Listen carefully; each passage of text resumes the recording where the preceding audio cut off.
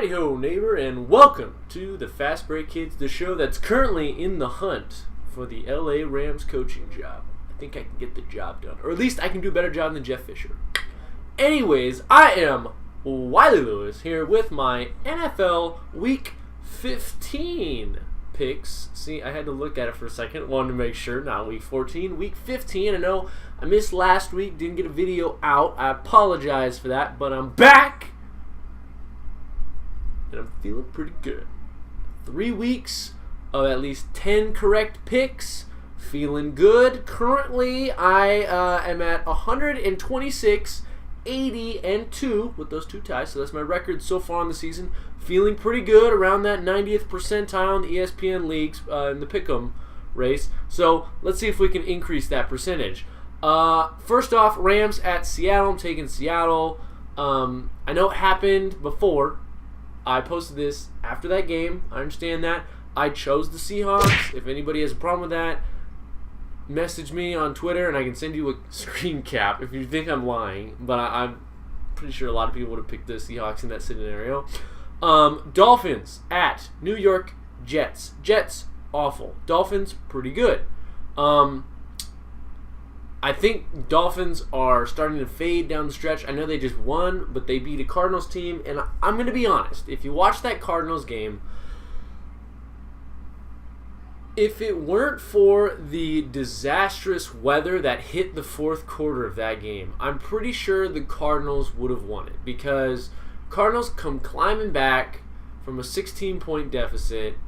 And they even gave up an extra point block taken back for 2 points, and they still sustained that, scored, tied it up, and then got the ball with roughly 2 minutes to go, and it was just downpouring. And credit to Miami, they stopped them, but the first play, the ball slipped right out of Carson Palmer's hands, so they kind of wasted a play there. And you talk about momentum. The Cardinals had all the momentum at that point. So if this is a clear weather game, I think the Cardinals would have taken it down the field and scored and won. That being said, it did not. They did not. And the Dolphins ended up winning. So credit goes to them. They won the game. I'm taking the Dolphins against the Jets. I don't think the Dolphins are good enough to make the playoffs. I think they're going to miss out. I think they're going to start to fade. Honestly, I wouldn't be surprised if they lost this game because that would fit in right where the Miami drift would set in. That being said, I'm going to take the Miami Dolphins because I'm not a fool and I've seen the Jets play recently and it's not good. But Bryce Petty, hey, got a big win last week.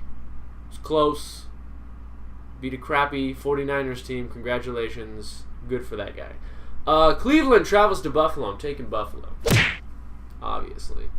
Green Bay. Actually, you know what? Hold on. Before I even mention this game, take that Packers logo away. Get it out of here. People need to stop saying that Alabama would beat Cleveland. Stop it. Just stop it. It is ridiculous. And I'm so sick of people bringing it up thinking, well, you know, Alabama, they're undefeated and Cleveland hasn't won a game. No. Cleveland is made up of more matured, more physically stronger and faster guys that come from schools like Alabama. You got to understand, Cleveland has had a lot of top picks, so they've been picking these guys and bringing them onto the team, okay? They're those guys, but bigger and stronger and better versions. Don't tell me that Alabama would even have a chance against the Cleveland Browns. All right? Let's just bury that topic. I don't want to hear about it anymore. It's just garbage. And if you think otherwise, please comment in the video below, and I'd love to have a chat with you. Anyways, let's move forward. Like I said, bring back Packers logo. Chicago hosting the Packers. Look, I'm going to go out on a stretch here. I'm gonna take the Bears. All right. I know Aaron Rodgers is amazing in December. I know the Packers are in hunt. Okay, they had a big win last week. They've won a couple. They're feeling good. But let me tell you something. These Chicago Bears playing with Matt Barkley at the quarterback position. Jordan Howard has been awesome lately, and They're playing inspired football. I don't know what John Fox is doing exactly to get them amped for these games, despite the fact that they're 3-10. But they should have beat the Titans 2 weeks ago. They very well could have beaten the Lions last week if it weren't for Matthew Stafford once again leading the Lions back from a fourth quarter deficit. But this is a team who keeps putting themselves in good positions, and they just can't finish it off. They can't just seal the deal. I'm going to take the Bears. It's crazy, but I've watched them recently, and they're playing inspired. They're playing the Packers, who they hate, looking to ruin their playoff hopes. I like the Bears. I like how Matt Barkley has played lately. Steelers at Bengals. This is like Cincinnati's Super Bowl. This is revenge for last year's playoff loss.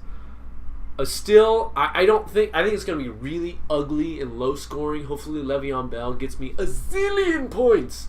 But I don't think Big Ben's going to play well. He usually doesn't play well on the road, especially this year. Trust me, I'm a fantasy owner, I know. I'm taking the Steelers, but this could go either way. Andy Dalton's been playing sneaky good lately. Tyler Eifert is back. And despite the fact that they've lost Giovanni Bernard and A.J. Green, they don't look helpless on offense. And I think this is really going to help them out moving into next year, developing these younger guys so they can have more weapons than just A.J. Green.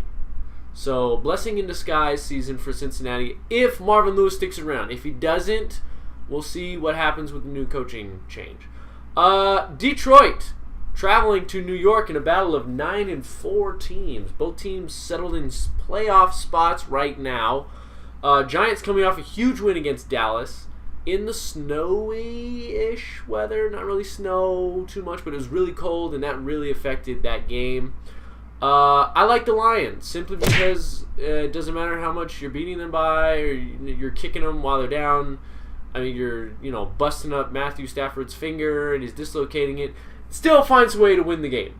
And I think I trust, even though Matt Stafford has the busted up finger, I trust him more than Eli Manning. I know Eli's been playing well lately this year. I'm not trashing on him too much because I realize he has played well this year. But I just like Matthew Stafford more. He has got just guts. He is so gritty. And it's something you just love to see in your quarterback.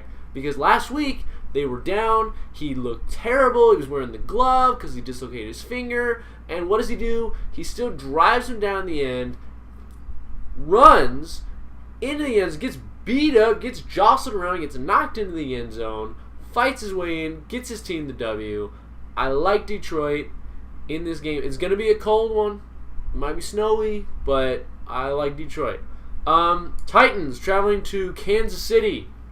I'm taking Kansas City mainly because the AFC South is just a disaster. It is so phony. I know people might be looking at that division like, wow, the 3 of the 4 teams are like 7-6, 6-7. It's a tight race. These teams are so phony.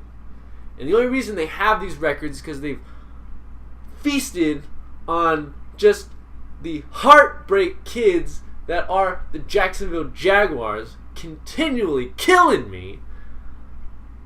Titans are 7-6, Chiefs 10-3. Chiefs currently holding that number 2 seed in the AFC and the top spot in the AFC West.